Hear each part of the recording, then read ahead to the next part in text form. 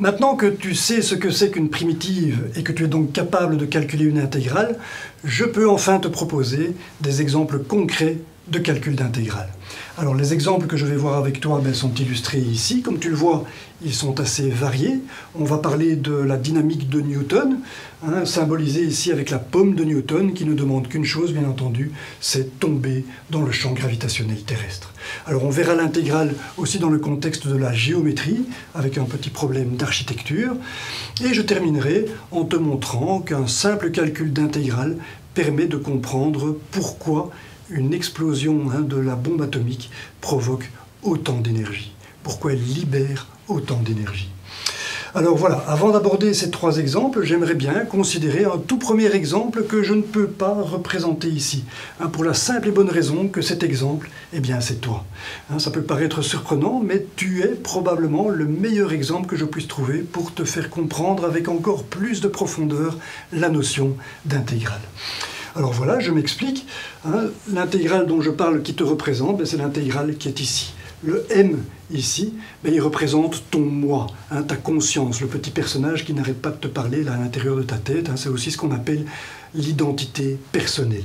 Alors il est évident que ce moi, il est construit sur les expériences que tu accumules depuis ta naissance, depuis le temps t égale à 0 jusqu'au temps présent où je considère le moi ici. Depuis ta naissance, donc tu intègres des expériences, tu les intègres grâce à ta mémoire. Donc les expériences que tu vis, elles sont représentées ici par cette fonction E de t qui est représentée en graphe ici. Donc la plupart du temps, on ne vit pas grand-chose, mais néanmoins, chaque jour, on vit des expériences qu'on intègre grâce à sa mémoire et sur lesquelles donc, on se construit, qui nous font progresser d'une certaine manière.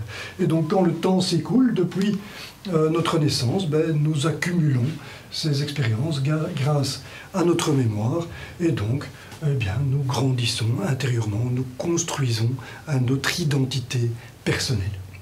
Voilà, alors ici j'ai arrêté le temps, mais bien sûr le temps on ne peut pas l'arrêter, je devrais représenter l'instant suivant qui va se produire, c'est le petit dt' qu'on retrouve ici dans l'intégrale. Alors ça c'est l'occasion unique d'insister sur cette notion d'élément infinitésimal. Qu'est-ce que ça représente ici, ce petit dt'? On peut le voir comme représentant l'instant présent que tu vivais à ce moment-là.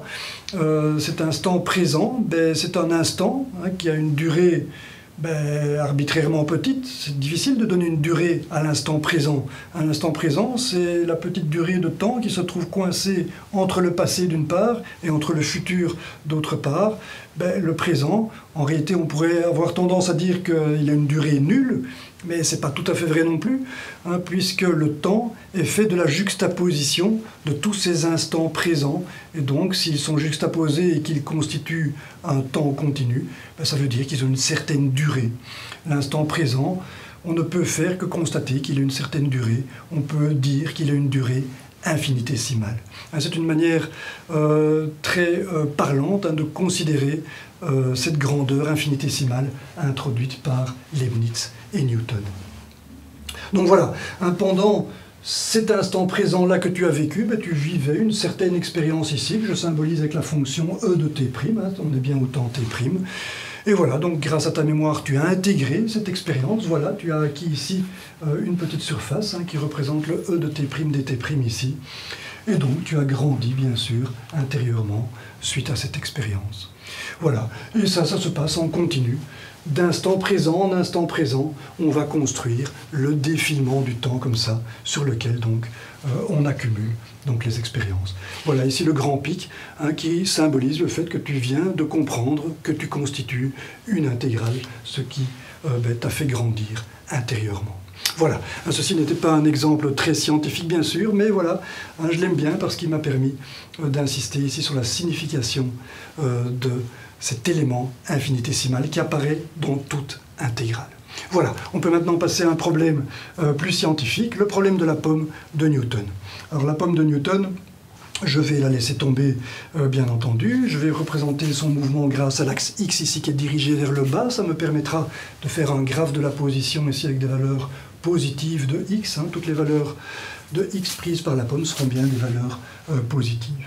Voilà, alors tu vois que la pomme, je l'ai placée en 0, bien entendu. Ça me permettra de dire qu'au temps t égale à 0, x vaut 0. C'est la condition initiale qui me permettra de calculer x pour tout temps et donc construire le graphe.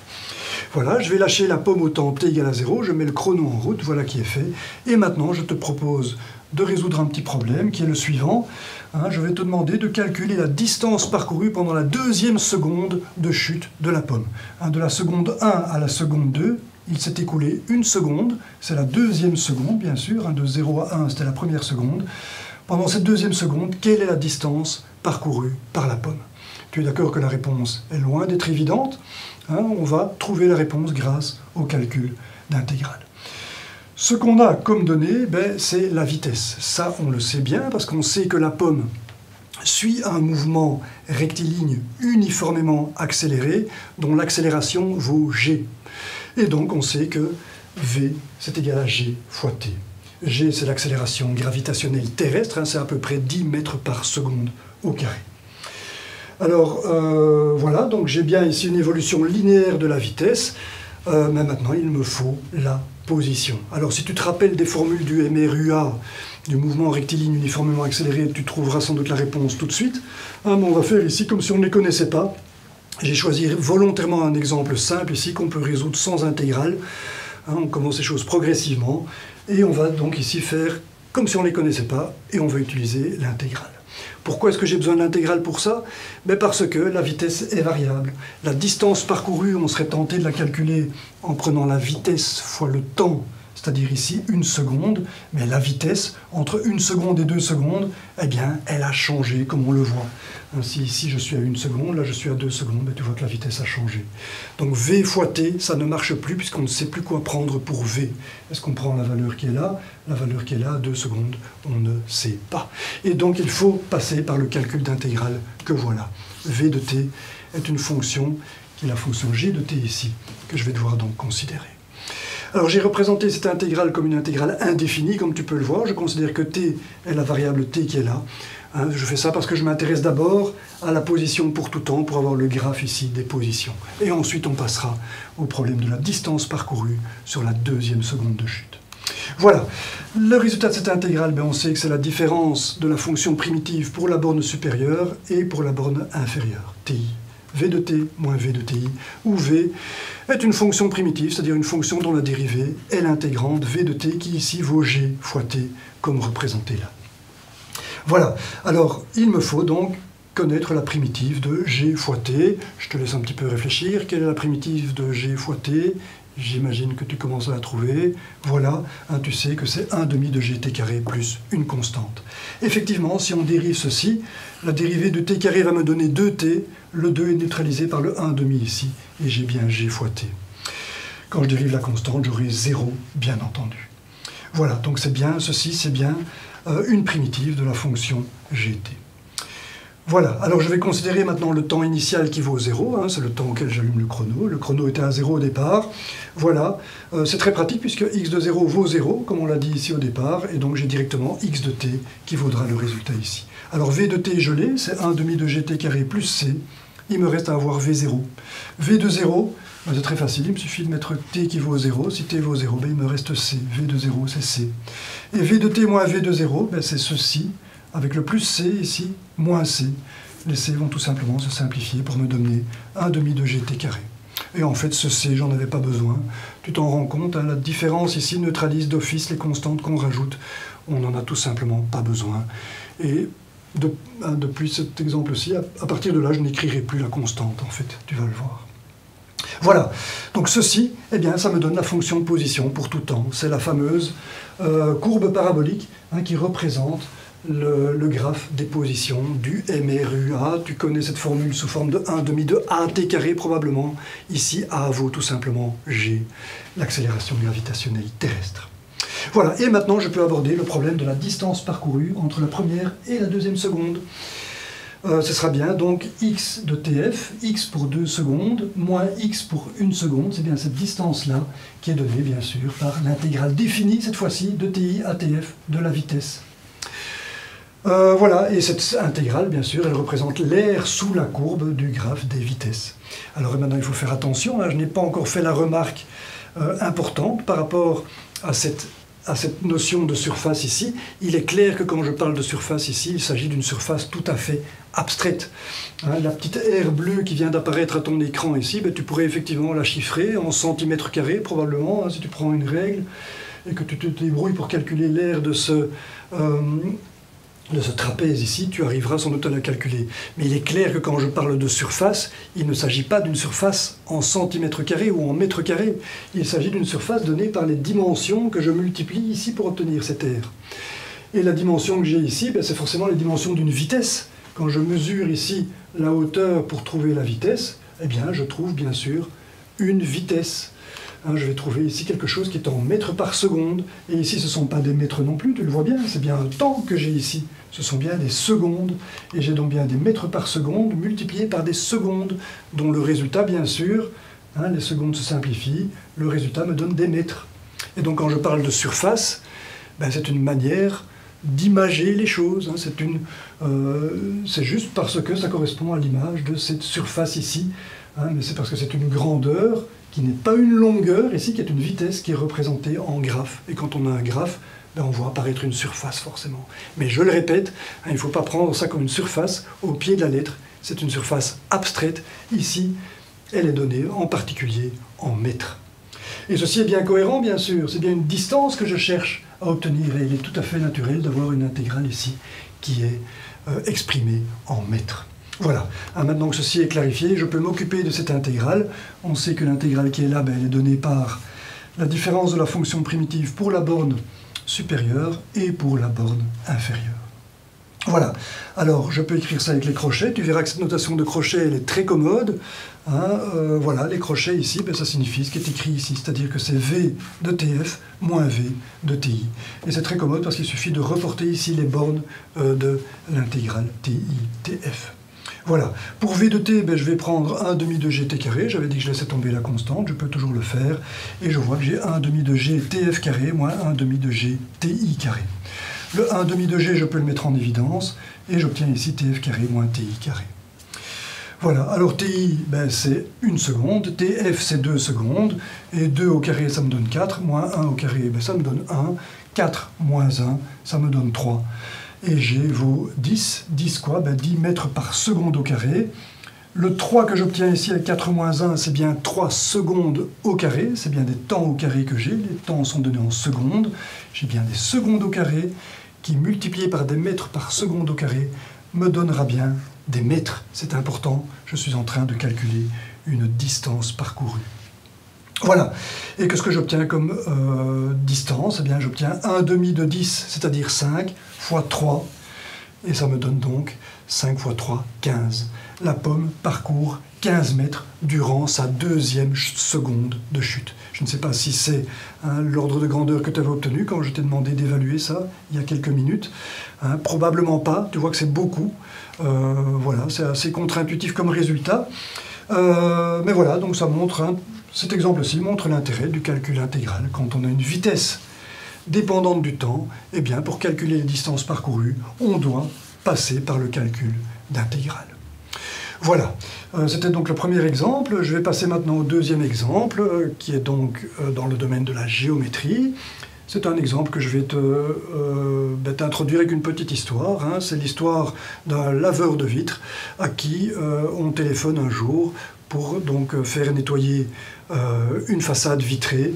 Et le laveur de vitres arrive devant la façade pour faire son devis, pour faire son évaluation de prix. Et là, il est bien embêté parce qu'il constate hein, que la façade est de forme parabolique. Il a l'habitude de faire ses évaluations de prix sur base de la surface à nettoyer.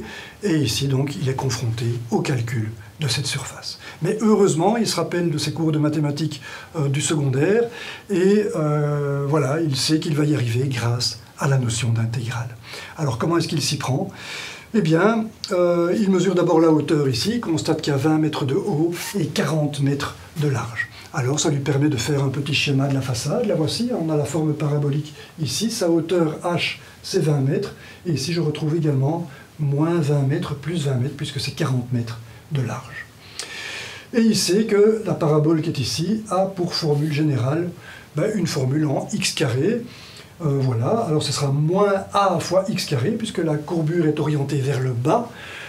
Si a est une constante positive, ben c'est bien juste. Hein. Quand x augmente, on voit bien que y diminue. Quand x augmente, on voit bien que y diminue.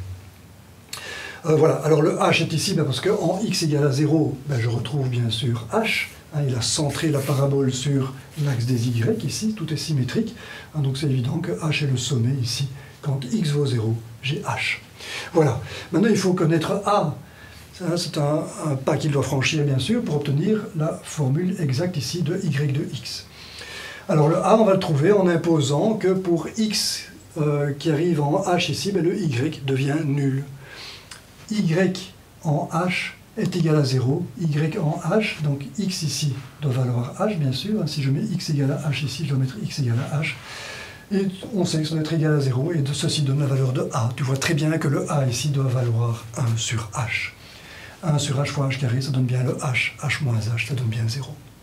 Voilà, et donc on a la forme de la façade maintenant. On sait qu'elle est limitée en hauteur par la fonction y de x est égal à h moins 1 sur h, x carré. C'est la forme de la courbe rouge qui est ici. Et maintenant, il reste juste à calculer la surface sous le graphe de cette fonction. Et la surface sous le graphe d'une fonction, c'est quelque chose dont on a déjà beaucoup parlé. On sait qu'on va la trouver grâce à l'intégrale. Et donc ce qu'on va faire ici pour retrouver l'intégrale, c'est ce qu'on appelle une décomposition infinitésimale de la surface. Pour ça, je vais tout simplement découper l'axe des x en petits segments de longueur dx. Je suis donc entre x et x plus dx. La surface que je récupère ici entre x et x plus dx, eh bien c'est une surface qui est parfaitement définie. Parce que dx est arbitrairement petit, ça veut dire qu'ici je connais parfaitement la hauteur, c'est y de x. Et donc cette surface, c'est la hauteur y de x fois la largeur dx. C'est la surface infinitésimale que je récupère ici. Elle est bien infinitésimale puisque dx est infinitésimale. Si dx est arbitrairement petit, le résultat du produit ici aussi est arbitrairement petit. Voilà. Donc maintenant, il faudra considérer bien sûr toutes ces petites surfaces qu'on va considérer ici en considérant donc les valeurs de dx successives de plus moins h jusqu'à h. Voilà, la surface, ce sera la somme de ces petites surfaces, de toutes ces petites surfaces élémentaires que je peux trouver, toutes ces petites surfaces infinitésimales. Et ceci est donc bien une somme au sens de Leibniz. Je somme bien des éléments infinitésimaux. Voilà, alors ces éléments infinitésimaux, ils valent y de x dx, et c'est donc cette intégrale-là que je vais faire depuis moins h, bien sûr, jusqu'à h. Et donc voilà, je vais sommer comme ça, hein, dans ma décomposition infinitésimale, je somme chaque fois ces petites surfaces infinitésimales jusqu'à arriver en x. Et si je m'arrête en x, hein, pour analyser un petit peu la situation, ici, qu'est-ce qui se passe? Quand je m'arrête en x, ben, ça veut dire que voilà, j'ai considéré la surface jusqu'ici, en x, juste avant de passer à x plus dx. À ce moment-là, la surface, qu'est-ce qu'elle vaut? Ben, elle vaut l'intégrale de moins h à x, hein, de y de x dx. Alors ici, j'aurais dû mettre des primes pour être rigoureux, rappelle-toi, pour ne pas confondre le x avec ceci. Mais voilà, donc ceci, ben, c'est la surface s de x que j'ai ici, bien sûr. La surface devient bien fonction de x. Alors pourquoi est-ce que je te dis ça? Ben, c'est pour retomber sur les choses qu'on connaît bien, hein, c'est-à-dire que si y est lié à s par une intégrale, ben, on sait que la dérivée de s va me donner la fonction y, et c'est ça qu'on va retrouver ici. Effectivement, hein, si je considère maintenant le dx supplémentaire que je fais ici, ben, je vais agrandir la surface de ds ici qui vaut y de x dx. Et on voit donc là que le taux de variation de la surface, eh bien, tout simplement, y de x. Le taux de variation, ben, c'est la variation de la surface divisée par dx. Et ça donne la fonction, ça donne la dérivée, pardon, de la fonction s de x. Et on voit donc que la dérivée de la fonction s de x, c'est bien y de x. On retrouve là bien hein, tous les ingrédients qu'on avait vus quand on a donc introduit cette notion d'intégrale. On sait bien que le lien que j'ai entre y et s ici, je peux l'écrire avec la dérivée de s ou bien avec l'intégrale de y pour obtenir s. Voilà, hein, ceci c'était juste une petite parenthèse, je peux maintenant continuer. Ce qui m'intéresse, c'est l'intégrale définie de moins h à h. Voilà, ben pour ça maintenant, tu sais bien, hein, il suffit de passer par la primitive. Grand y de x, c'est la primitive de petit y. Je vais l'obtenir relativement facilement. Hein. Tu es d'accord que ceci, c'est bien la primitive de la fonction qui est là. Si je dérive hx ben je retrouve h, bien entendu, la dérivée de x, c'est 1. Tandis que la dérivée de x cube, ben c'est 3x carré. Avec le tiers que j'ai mis ici, ça me fait x carré, moins 1 fois x carré sur h, moins 1 fois x carré sur h. On voit bien que ceci, c'est la primitive. C'est une des primitives, je devrais dire, hein, puisque je n'ai pas mis de constante. C'est une des primitives de cette fonction-là. Et une des primitives, eh bien, ça me suffit. Je dois tout simplement la connaître en h et en moins h, en h et en moins h. Alors voilà, en h, ben c'est très facile, hein, je vais remplacer x par h, j'aurai h carré, moins h cube sur 3h. H carré moins h cube sur 3h, les h se simplifient partiellement ici, et je vois que j'ai h carré moins 1 tiers de h carré. 1 moins 1 tiers, c'est 2 tiers, et donc j'obtiens 2 tiers de h carré pour cette première partie ici, y de h. Et puis j'ai besoin de y de moins h. Si je remplace x par moins h, ben j'ai moins h carré. Si je remplace x par moins h, eh bien j'ai moins h cube. Avec le moins ici, ça me donne plus h cube. C'est-à-dire que c'est exactement l'opposé de ce que j'avais ici. C'est-à-dire que le résultat, ben, c'est moins 2 tiers de h carré. Moins 2 tiers de h carré, avec le moins qui est ici, ben, les moins vont se neutraliser, bien entendu. Ça me donnera 2 tiers de h carré plus 2 tiers de h carré, ce qui me fait le 4 tiers de h carré. C'est le résultat final auquel on voulait arriver. Il suffit maintenant de remplacer h par sa valeur, qui vaut 20. 20 quoi? Ben 20 mètres, qui au carré me donneront 400 mètres carrés. 400 fois 4, ça fait 1600, divisé par 3, ça me fait 533 mètres carrés. Et ça, eh bien, c'est très précieux, bien sûr, pour le laveur de vitres, qui va pouvoir remettre une évaluation de prix tout à fait précise. Voilà, hein, ceci te montre l'intérêt de l'intégrale dans le domaine de la géométrie, et des exemples comme ça, ben, on peut les multiplier à l'infini. Dans le domaine de la géométrie, on utilise très souvent l'intégrale pour calculer des valeurs telles que des surfaces ou des volumes, ou encore bien d'autres choses. Voilà, je peux maintenant passer à mon dernier exemple, c'est l'exemple de la bombe atomique. Alors une bombe atomique est constituée d'atomes, et les atomes sont constitués de noyaux. Les noyaux, ils sont eux-mêmes constitués, entre autres, de protons. Et les protons, ce sont des charges électriques. Des charges électriques de même signe ici, puisque ce sont 2 protons identiques. Hein, ces 2 protons sont de même signe de charge électrique, et donc se repoussent. Alors je vais fixer un des protons pour simplifier ici les choses. Je vais considérer que ce proton-là, ben, il appartient au noyau qui est lourd et il ne va pas bouger. Ce petit proton-là, hein, il vient de se libérer du noyau, il est proche du proton qui est ici et il est repoussé. Ok? Donc voilà, je suppose que celui-ci est fixé, je symbolise avec une main qui maintient ici ce proton avec un petit bâton. Et donc voilà, il n'y a que ce proton-là qui va bouger, il est repoussé par celui-ci, et s'il est libre de bouger, ben forcément, il va acquérir de la vitesse.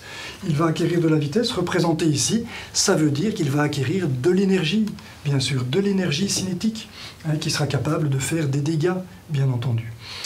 Et je vais m'intéresser à cette énergie cinétique. Comment obtenir cette énergie cinétique? Eh bien, tout simplement en regardant quelle est l'origine de cette énergie cinétique.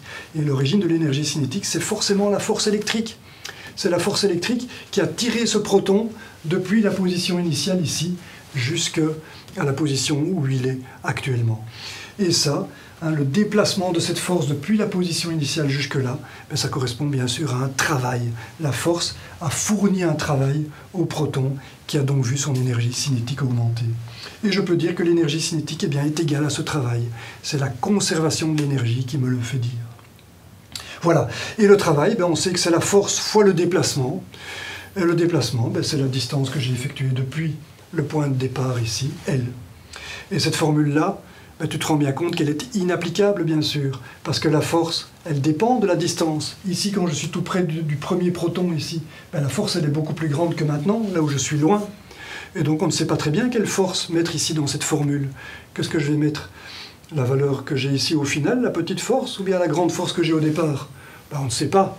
On ne va pas appliquer une formule ici si on ne sait pas l'appliquer, bien sûr. Elle n'a aucun sens, cette formule ici, puisque sur la distance L, la force, elle a varié considérablement. Donc cette formule n'est pas applicable, et on se demande bien ce qu'il faut faire pour répondre à la question. Eh bien, la réponse à cette question, c'est de nouveau l'intégrale. Alors, pour arriver à l'intégrale, ce que je vais faire ici, c'est introduire un axe X pour exprimer le fait que la force ici dépend de la distance entre les deux protons. Et pour ça, tu vois que j'ai choisi l'origine de l'axe X. Ici, le 0, je l'ai choisi au niveau du premier proton. De manière à ce que, quand je considère la position X ici où je me trouve, eh bien, j'aurai que X représentera directement ici la distance entre les deux protons. Ici, X est petit, voilà, j'aurai une certaine distance qui correspond à cette force énorme. Ici, X est beaucoup plus grand, la force est plus petite. Et ça se traduit donc par le fait que la force dépend de X. Et la force qui dépend de cette distance, ben, elle est donnée tout simplement par la loi de Coulomb.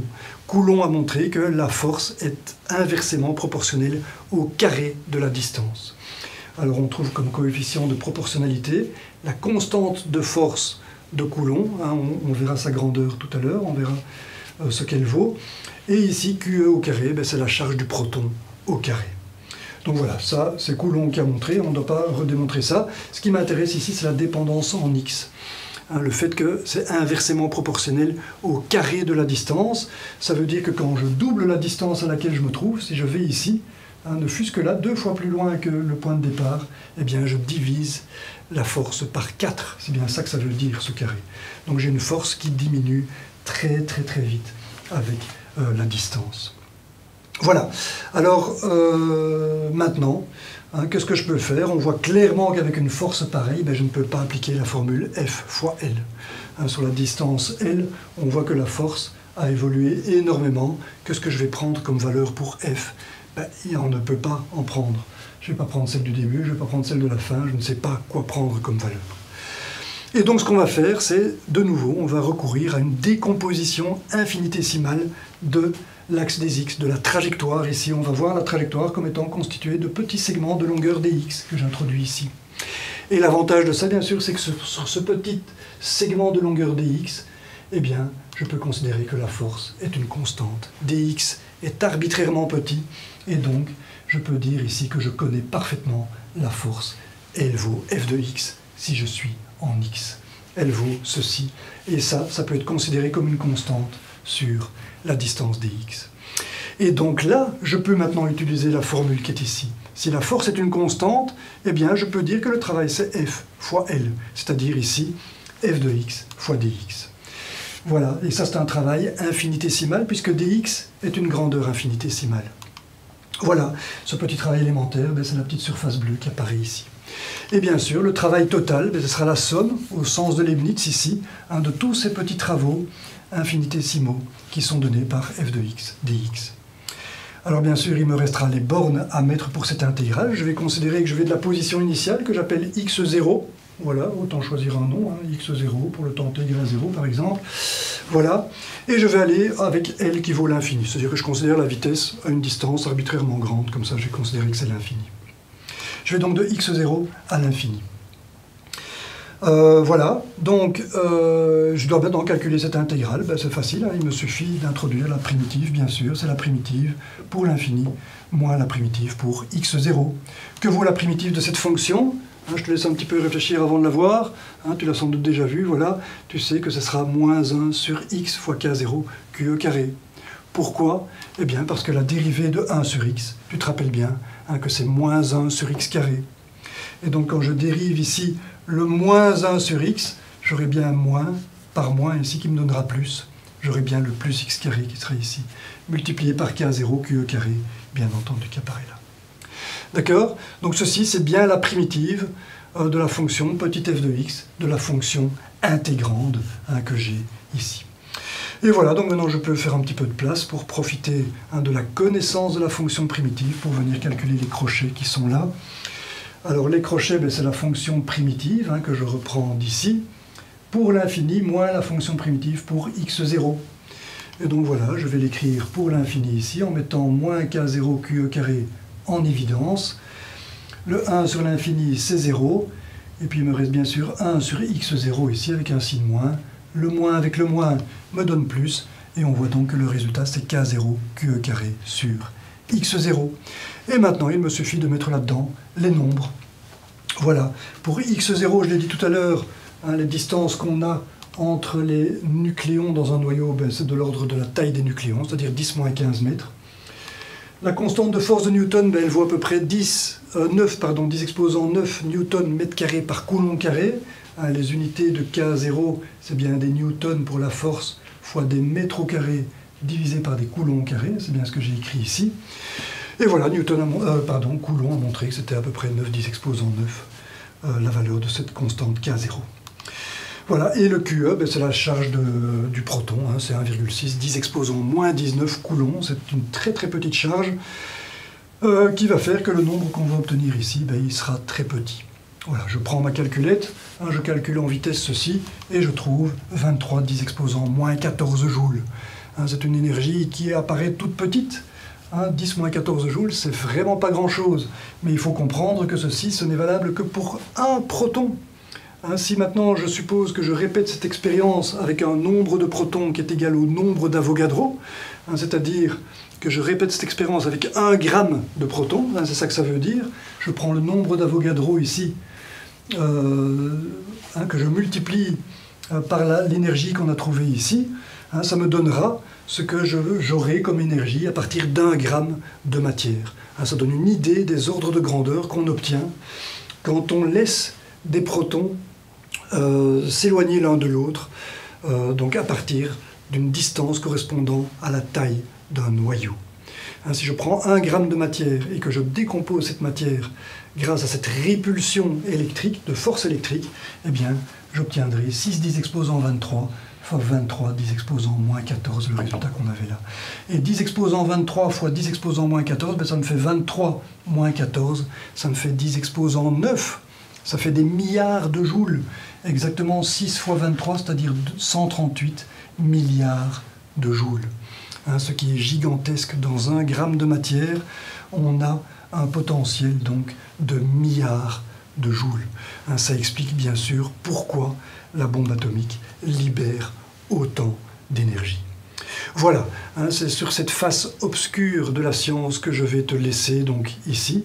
J'espère que tous ces exemples d'intégrales t'ont montré l'intérêt et l'importance, bien sûr, de cet outil mathématique. Des exemples comme ça, on en verra encore bien d'autres dans les séquences qui vont suivre.